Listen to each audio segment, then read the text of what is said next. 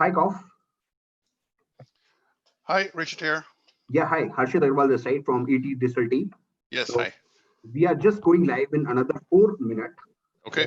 We'll go live at 10:57 sharp, and I'll give you a clue at sharp 10:57, right? Yeah. I'll give you a clue like 5, 4, 3, 2, 1, and then start. All right. And then you just wait for 5 seconds and then start your session.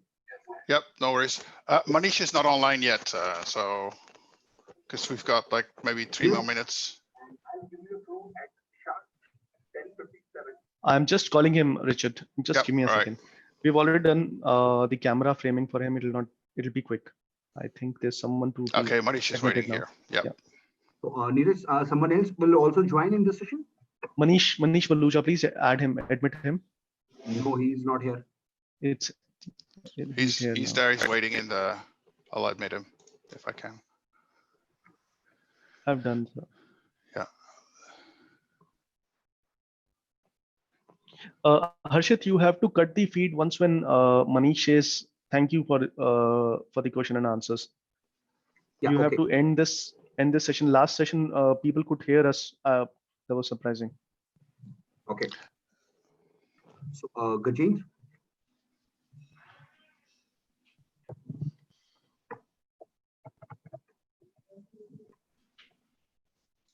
Sharp 11:08. You have to cut the session, right, Gajendra? So what's happening with the recorded session? Because right now it's stopped. I don't know whether that's buffering or anything else, but. Uska session खोलना ये वाला.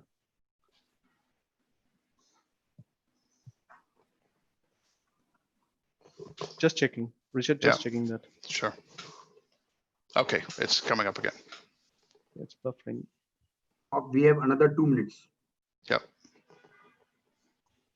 Hi, Richard. Hey, Manish. So guys, here, this is what I mean. So now I get like a feedback form and the recording is halfway cut out. That's just not right. Okay, anyway, we'll figure that out later. Yeah. Hi, Manish. How you doing? Hey, hi. I'm good. I'm good. All right.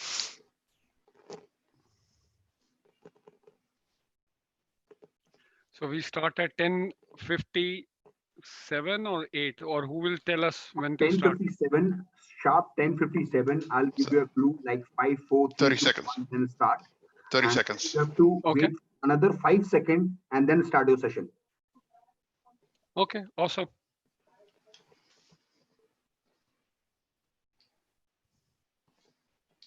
I'm just giving you a clue, Manish. 5, Okay. 4, 3, 2, 1. Here we go.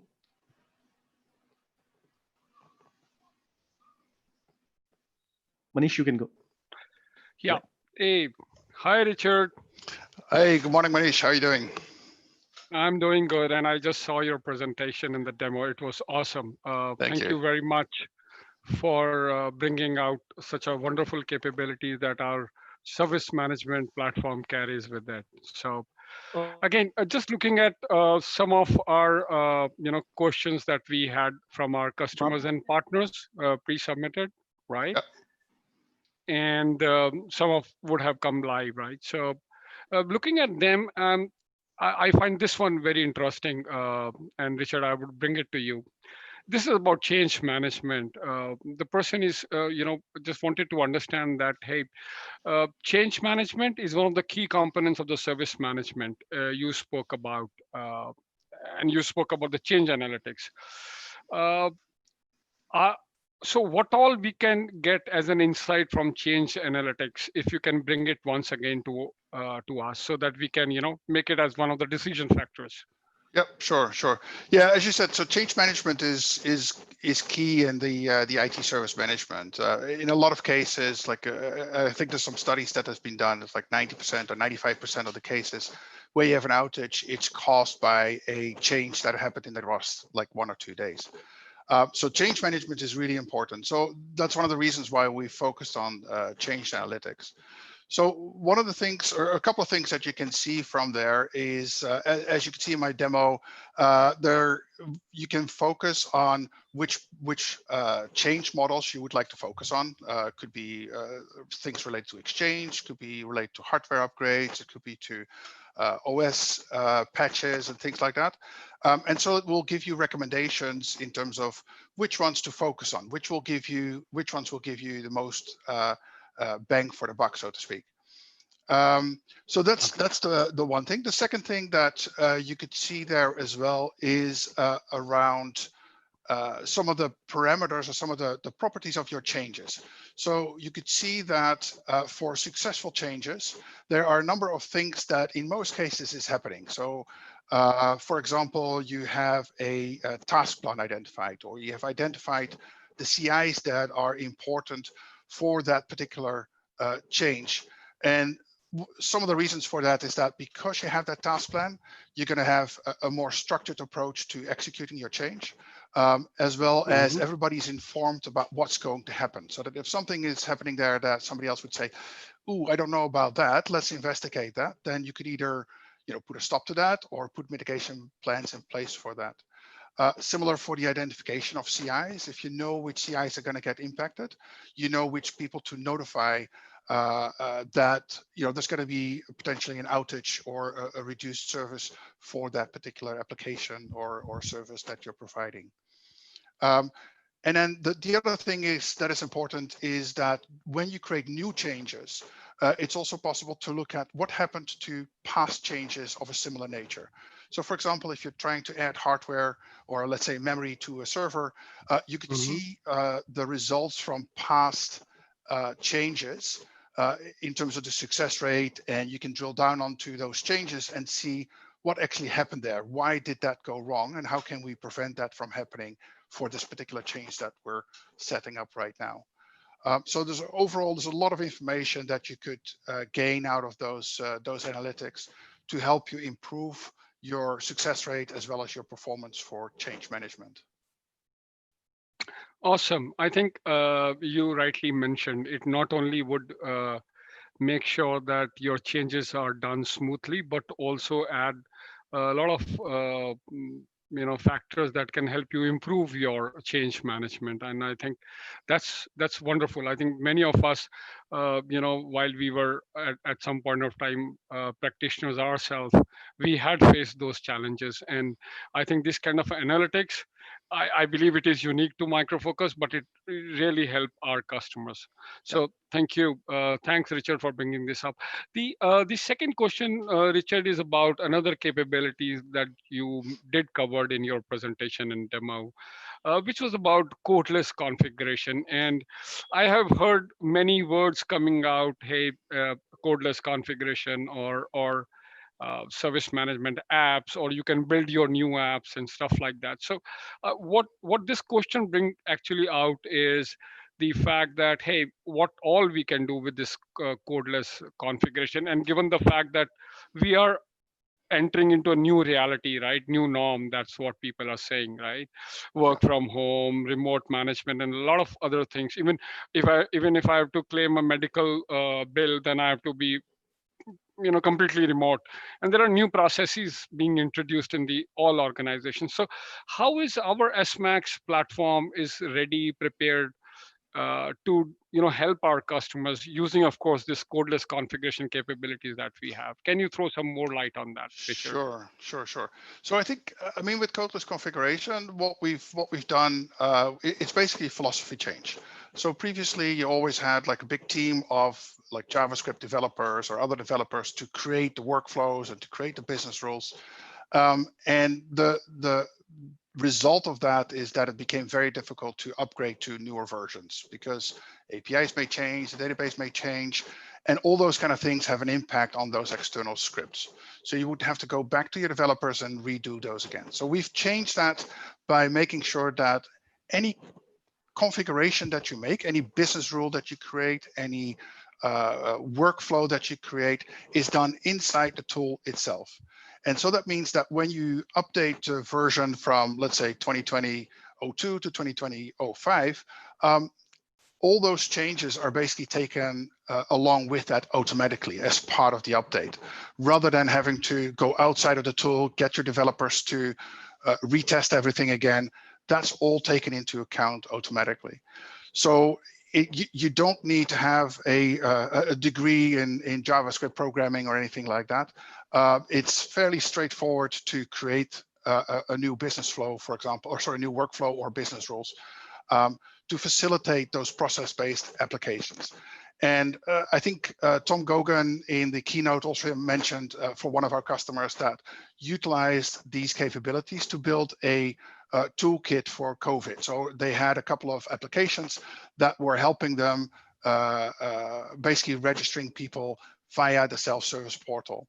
And so that was done in a very short amount of time using codeless configuration. So I think that that's a testament to the benefits and the speed and agility that you can utilize with codeless configuration in SMAX. Awesome, awesome. So I also, while I was looking at the presentation, the other presentation also, I saw many customers of ours, building those processes like onboarding, work from home onboarding, and stuff like that, and really help them, in the time of the need. So for those who are listening to us, this is one of the key capabilities that you seek whenever you choose or decide about a service management platform.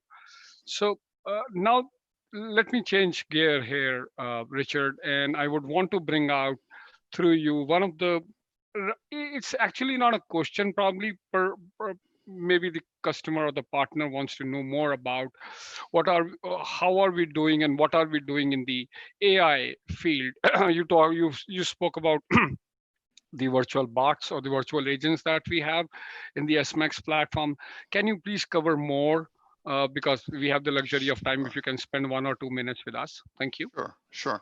So for the virtual agent, I just did a quick demo, and you could see the different scenarios that you could use. Now, what I showed you was basically the end result of it, right? There's some stuff that's going on beforehand to train the virtual agent as well. And the way that works is that before the virtual agent for that particular offering goes live, what you would do is you would have your agent basically taking calls from customers on specific service requests, right? So they would enter the details in the title in terms of what the customer is requesting. They would enter it in the description. And then based on that one, what we do is we train the virtual agent to recognize these type of phrases. So it's not an exact word for word. It's not pattern matching, but it uses basically machine learning to pick out some of those key phrases that customers may be asking.